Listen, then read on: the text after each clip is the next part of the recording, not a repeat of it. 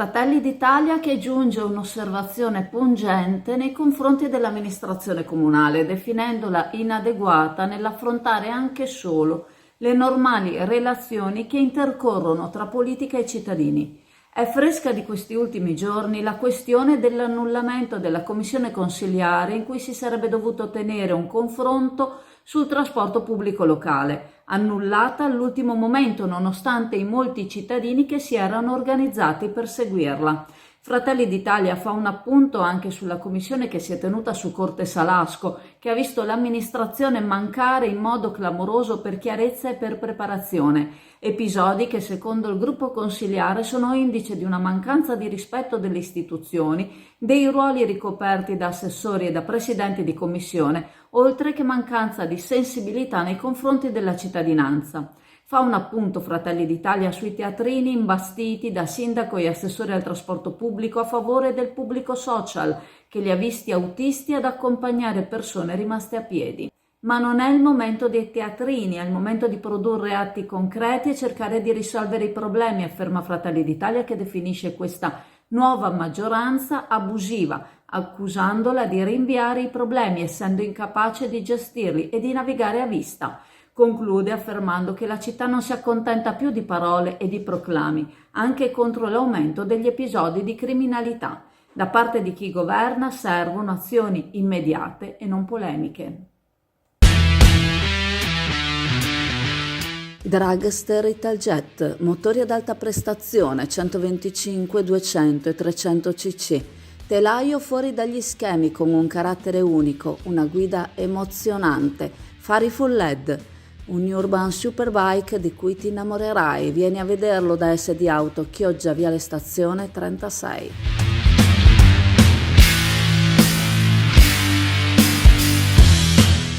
Anche il comunicato di Fratelli d'Italia commentato poc'anzi ha sottolineato la commissione che si è tenuta su Corte Salasco lo scorso 21 gennaio alle 17:30. Prima e quarta commissione consiliare congiunte presiedute dal consigliere Marco Lanza. Erano stati convocati per rispondere ai quesiti della minoranza che l'aveva richiesta l'assessore Elena Zennaro, intervenuta, l'assessore Maria Rosa Boscolo-Chio, intervenuta, l'assessore Angelo Mancin, non intervenuto. Come assenti sono stati alcuni tra i dirigenti e i funzionari dei settori invitati. Nonostante la convocazione sia stata datata, la richiesta infatti risaliva al 5 ottobre del 2023, il presidente Lanza in fase d'apertura aveva già previsto la necessità di più convocazioni per esplicitare al meglio l'argomento. Quella che si è tenuta è stata una commissione intesa come primo atto, ha affermato Lanza, e in fase di discussione si è intuito il motivo.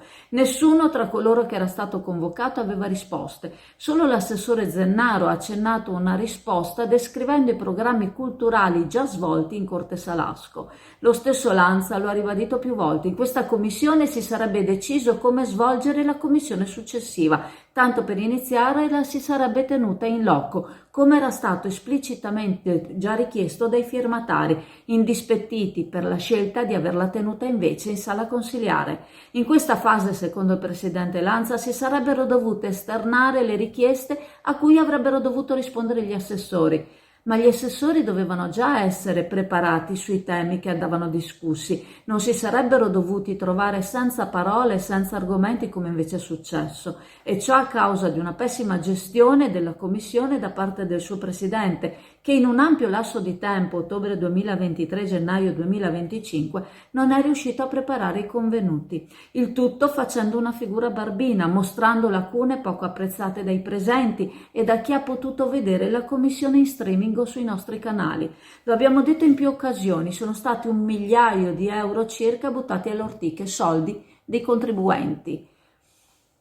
L'opposizione, dopo oltre un anno, ha visto convocata una commissione completamente inutile a causa dell'incompetenza del presidente, del quale forse potrebbe anche chiedere le dimissioni, senza contare che i soldi buttati potrebbero costare anche una denuncia alla Corte dei Conti.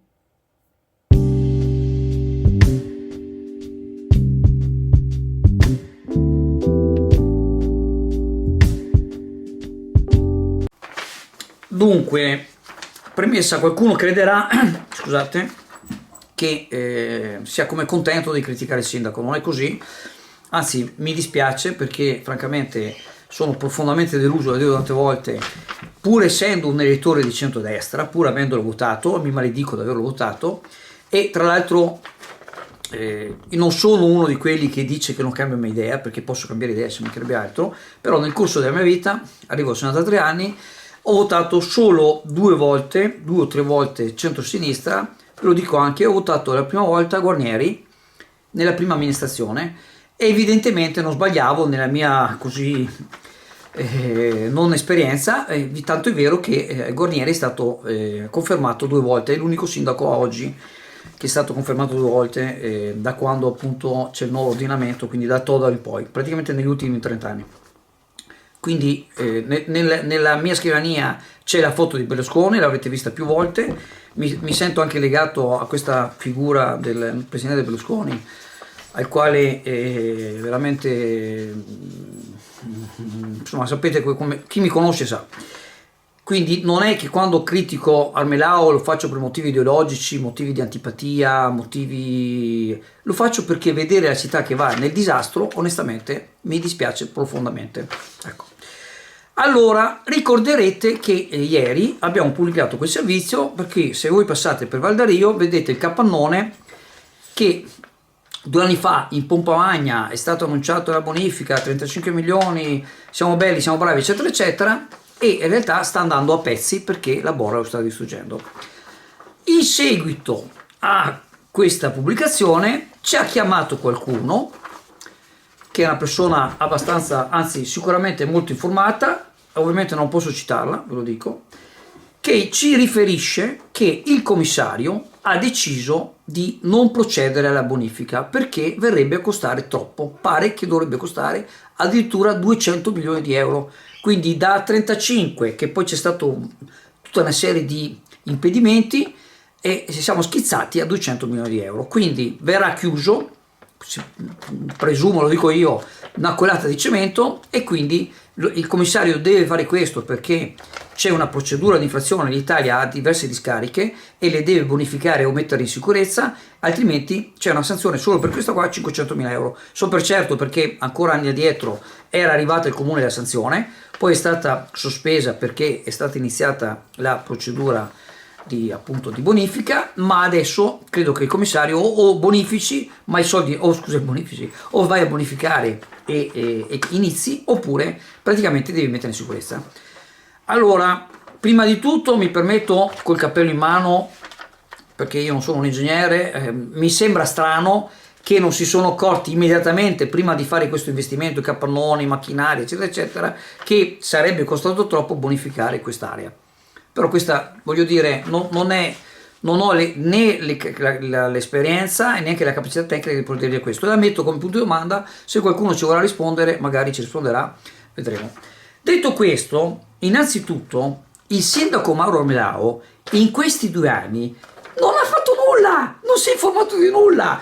Poteva sollecitare, non ha fatto nulla. Lo invito pubblicamente, se ha scritto un'email, di pubblicarla e vedere in questi 2 anni, da quella famosa conferenza stampa che vi metto il link in descrizione, cosa ha fatto. Non ha fatto nulla. Vi ricorderete che ha sempre detto bisogna fare i parcheggi, bisogna fare i parcheggi, bisogna fare i parcheggi. Allora, una mente illuminata, perdonatemi, non mi sembra che nel sindaco Mauro Armelao lo si possa descrivere in questo modo, cosa farebbe adesso? Non potete bonificarla, abbiamo tutto questo piazzale, corriamo per fare un bel parcheggio in modo da risolvere una volta per tutti i problemi della ZTL, dei turisti, di tutto quanto, visto che c'è un'area, perché a ridosso che circonda questa collina c'è un'area che potrebbe essere utilizzata tranquillamente per parcheggi e potremmo risolvere veramente tanti problemi.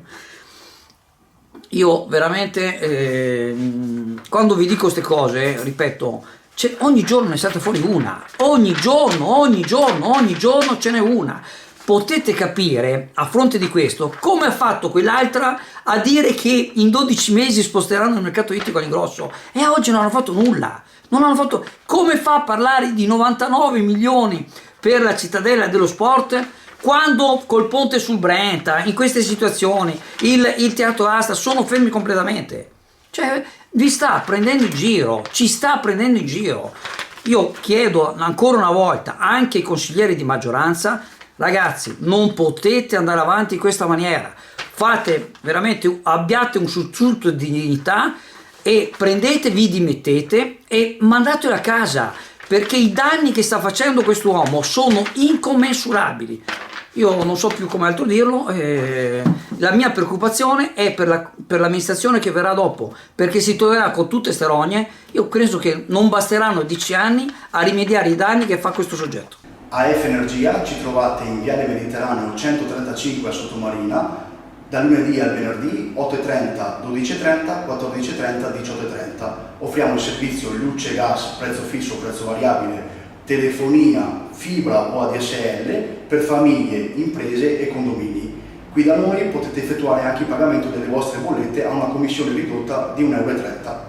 Sicuramente positivo l'incontro avvenuto ieri a Roma, alla presenza e convocato quel tavolo relativo all'emergenza del granchio blu, alla presenza del Ministro dell'Agricoltura, il Ministro dell'Ambiente e il Commissario all'emergenza del granchio blu, alla presenza ovviamente anche invitati alcuni rappresentanti del territorio, i territori più colpiti, diciamo così, a questa emergenza, del Polesine e non solo. Presente anche l'assessore Corazzari con vari enti della regione coinvolti, Veneto Agricoltura in primis. Sicuramente importante l'attenzione da parte del governo, risorse che sicuramente saranno funzionali e utili per affrontare l'emergenza a 360 gradi. Già 10 milioni sono stati messi in campo e altri 44 verranno messi appunto a disposizione in varie linee, diciamo così, di contrasto a questa presenza importante che ha messo in ginocchio il 90% della produzione di vongole e non solo.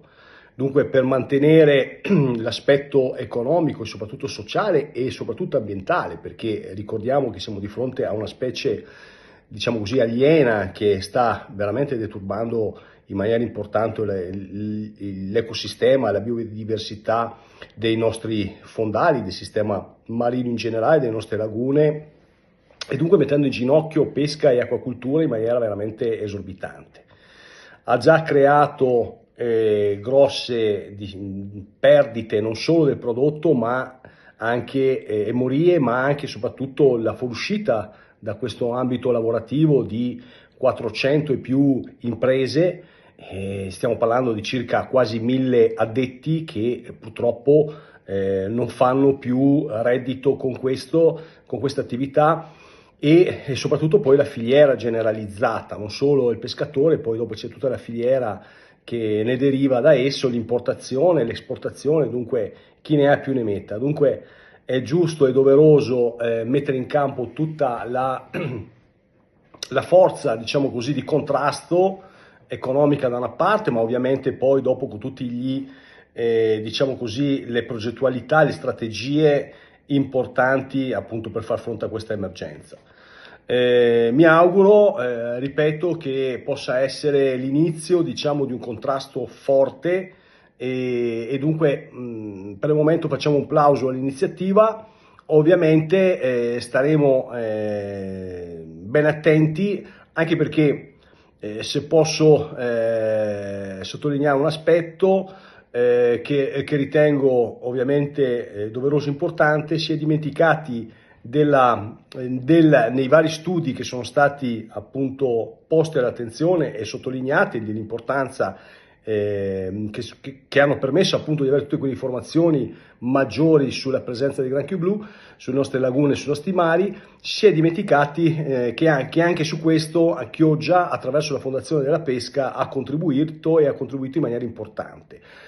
Sia per quanto riguarda il granchio blu, sia per quanto riguarda anche l'aspetto dello studio della moecca, che porterà poi successivamente e questo è l'auspicio e l'augurio, a poter far riconoscere il marchio DOP a questo prodotto importante del nostro territorio, delle nostre tradizioni, delle nostre peculiarità che dobbiamo sempre tenere in considerazione perché fa parte della nostra identità territoriale, dunque a maggior ragione dobbiamo sottolinearla ed evidenziarla, ed è per questo che ritengo sia stato, diciamo così, forse una dimenticanza non certamente voluta, ma probabilmente nell'elencare un po' le presenze di chi appunto ha operato su questo si è dimenticati anche del lavoro importante della Fondazione della Pesca. Non è un problema, anzi ci saranno altri tavoli a breve anche in sede regionale, degli uffici regionali, in cui